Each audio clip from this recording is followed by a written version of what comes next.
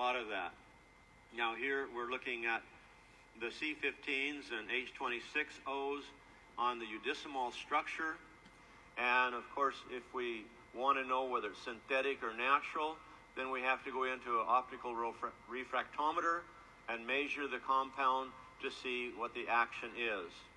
Now, again, it's really important to keep in mind, because we use the words very loosely, lateral rotary and dextrorotary, meaning that we've been taught that a right-hand spin is natural and a left-hand spin is not natural. And folks, those terms cannot be used that way in that terminology because it's not correct information. Because an essential oil can have both a dextrorotary and a lateral rotary action. Pure natural chemical. What makes the difference? Some compounds have what I call double chiral isomers. They're also referred to as chiral pairs, which is the same thing, isomers. And so you can have a lateral rotary and a dextrorotary in limonene, because lateral rotary limonene will come from citrus and dextrorotary limonene will come from evergreens, frankincense, palo santo. So, you know, we really take terms sometimes and mix them up and confuse ourselves, and then we tell the story and confuse other people. And I, for one, years ago, heard this term, if it had a left-hand spin, then it was unnatural. Only the natural products that have a right-hand spin were healthy to the body. And folks, it's not true. You can mirror duplicate an L-limonene or a D-limonene in the laboratory. But as I mentioned to the group yesterday, what makes the difference is a synthetic will not match the receptor site that is designated specifically to receive an L-limonene or a D-limonene. So anyway, we're just going to go through this really quick. I just want to give you some foundation, and more than anything else, stimulate your thinking process and know that, and I don't know, Dr. Stewart, do we have your books here? I sent a request to have Dr. Stewart's books brought for the conference so you could buy them. And if not, then make sure that you get an order form or an address, an app, whatever, so you can order this book and do your homework. Very, very important. All right? Terpenoids are aromatic compounds found in essential oils are made from isoprene C5 or 5 carbon molecules. Now, this is a little bit too technical to get into, and so we're not going to spend time there. But what I want you to understand also is every molecule that we find here and we talk about here can be synthetically duplicated in the laboratory. And these are the families that we're going to primarily talk about. We did yesterday a little bit, polypropanoids and monoterpenes and sesquiterpenes. Because as we go through Raindrop, you're going to have a greater understanding that the majority of the oils that we're talking about in Raindrop fall in the classification of monoterpenes, phenols, and sesquiterpenes. And it's really important to understand these family groups so you can have a better understanding of when you're applying an oil, why you chose that oil to apply. For example, phenols, which come from the polyphenol family, polypropanoid family that we see right there in the top. And because of the positioning, I'm not going to be able to be effective in pointing very well, but right here at the top. The phenylpropanoid families are the ones that are responsible for receptor site cleansing. They are detoxifiers of toxins in the body, whether it's environmental toxins, chemical toxins, food toxins, whatever creates a toxic substance in the body. Phenols, which are part of the phenylpropanoids, are responsible for eradicating those poisons out of the body, for taking the microfilm off the receptor site that inhibits a molecule entering the receptor site. And that is extremely important. That's why I use oregano and thyme, the first two oils in Raindrop, oregano and thyme, because they're predominant phenols. Now what's beautiful about it is many of the oils will contain these three family groups in one single oil. So you can see a phenol predominant in an oil, such as oregano, and then you can find sesquiterpenes also in that oil. And this makes it very powerful because what happens, the phenol goes in and opens the receptor site, and also phenols are stimulants. That's why when you put phenols on the skin, sometimes you'll get a discoloration or a rash because they're very, very aggressive against the aggressive H plus ion, which is the aggressive part of the acid in your body. And it's the toxic part of the acid that becomes very, very strong in your body, and it creates rashes and allergies and reactions and acid burning and reflux and heartburn. All of those come from the aggressive H plus ion that is created in the overproduction of acid in the body. So do we eliminate all acid from the body? Of course we don't. We eliminate the aggressive toxic acids from the body. And phenols are very aggressive in going in, cannibalizing those, digesting them, and then disposing it through the elimination channels of the body. Your skin, thank God, God gave us skin. We'd look pretty strange without it. But the skin is the largest detoxification organ that we have on our body, in our body, around our body is a better way of putting it. And of course, if we're not eliminating those toxins effectively and efficiently, fast enough, then it's going to come out through the skin. So through the next 3 days, as we start applying oils, some of you might see some blotching, some reddening on the spine or on the neck or the hands, the arms as you start applying oils. And I'm just warning you now, do not be alarmed, but be grateful, be thankful that this is happening, because what it's doing, it's going in, it's attacking the ion, the acid ions, breaking them up, dissolving them so they can be eliminated. Many of us, because of our lifestyles and what we've been subject to and where we've been, we take on a lot of dermal acids. And it upsets the acid mantle in the skin because we're in excess of those aggressive H plus ions. And when that happens, and then you start applying an oil, and it goes in and attacks those acids and starts digesting them, it comes to the surface in a very, very harsh rash as it's trying to eliminate it from your body. And so instead of you get scared and get upset and say, oh my goodness, I'm allergic to this oil, you need to thank God for that oil because it's getting rid of the poison that could be causing cancer or lymphatic blockage, lipomas, granulomas, whatever in the body that happens as a result of that. So the same thing as you go back and you have an eruption on your skin, don't say, oh my goodness, I'm allergic to the oil.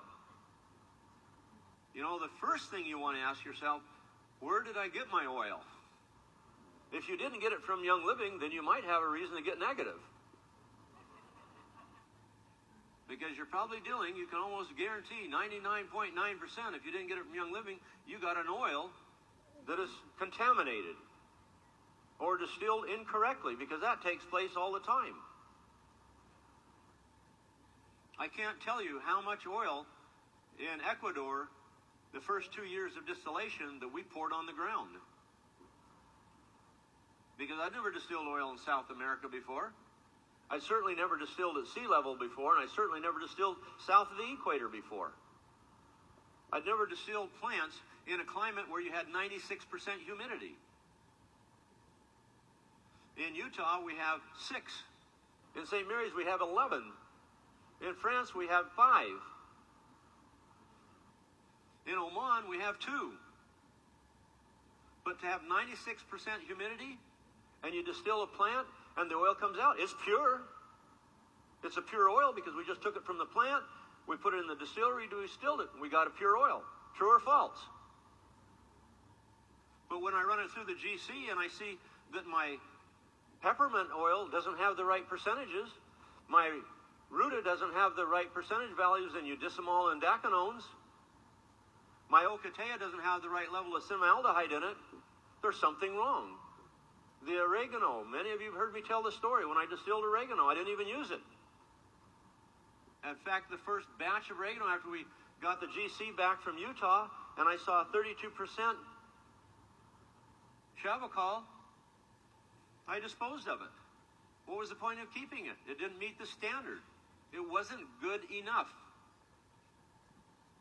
It took me 3 years to discover that it was better.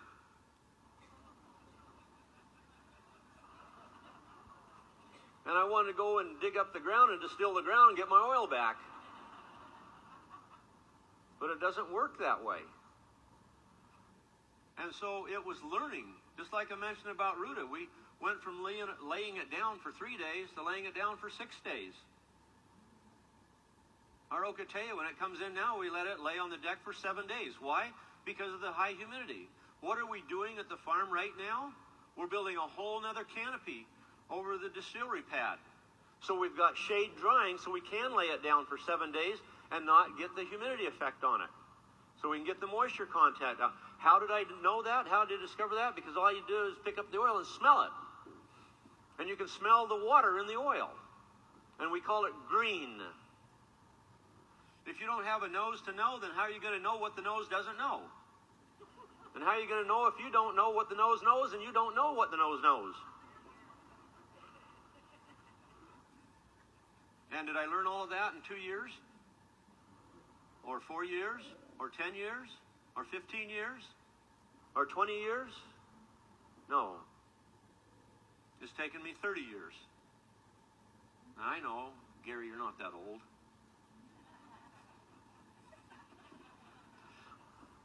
Not until I start counting backwards.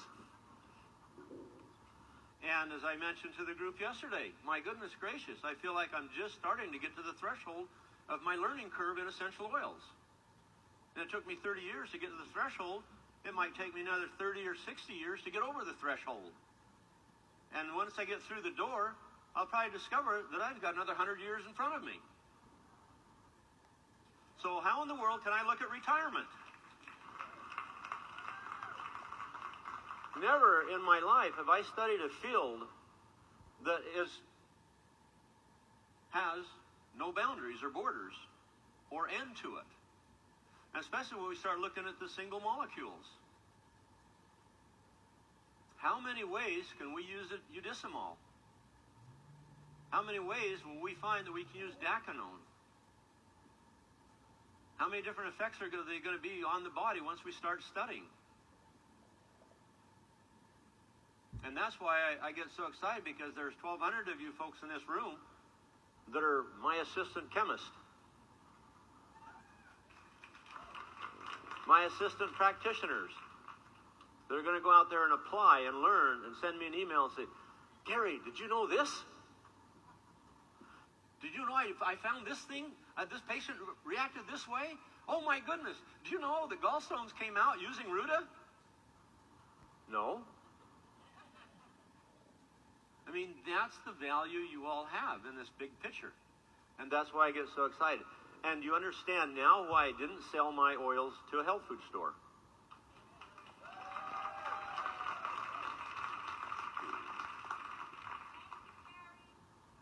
You're welcome. Because I wouldn't have a health food store owner or manager doing this research and helping to facilitate this for the work. I wouldn't have a Dr. David Stewart writing books if he's a health food store owner. I wouldn't have a Dr. Tom Reed lecturing to the health food store owners what he's found and discovered in his practice, and all the other doctors that have contributed so much to what has been the development and the growth of the discoveries in Young Living. And each and every one of you have made some phenomenal discoveries. Phenomenal discoveries. You know, I can't name all of the folks that have given me feedback of what little things that you found that you thought was incidental, but was monumental in the overall picture. The change that you found. I mean, I don't even know really how to put it in words. The gratitude that I feel and the excitement that I feel every time I get a simple little testimony of Dr. Young, Gary, Mr. Young, whatever. I don't care what you call me as long as it's not late for lunch. But the point of it is the excitement that I get after all these years of still hearing your testimonials that you think are incidental. They're not incidental. They're grand to the big picture, because all of it just goes into my file of adding and adding and adding the repetition of, yes, it does work. Yes, this is real.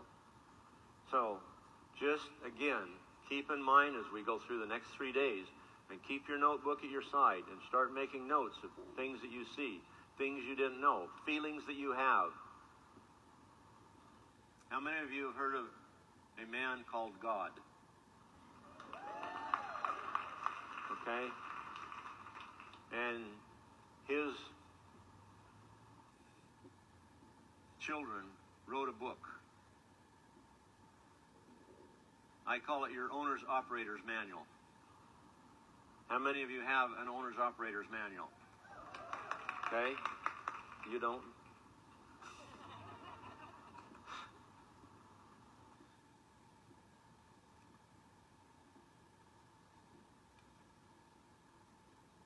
He will speak to you. And I have been criticized in the past about talking about God and God talking to me, and I've been told that's blasphemy. God doesn't talk to you.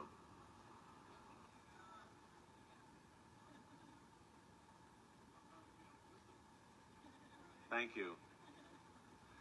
And sometimes I think that a lot of people get programmed differently because of things they've been taught through their childhood and things they've been raised with.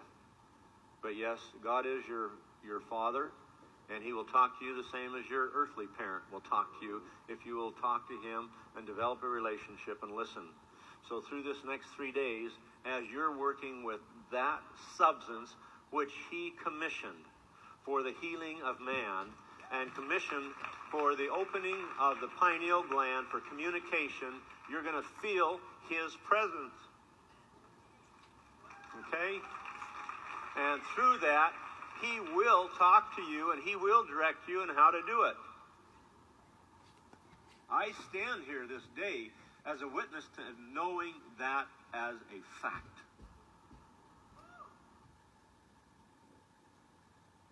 And so have your notebook there. So when you get this little feeling come in your mind, don't discard it. That feeling is there for a reason. Just write it down.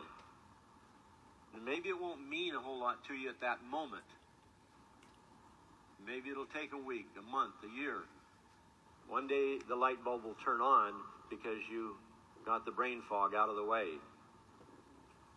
And you see why you had that feeling, why that thought was there, why it provoked this feeling in your body.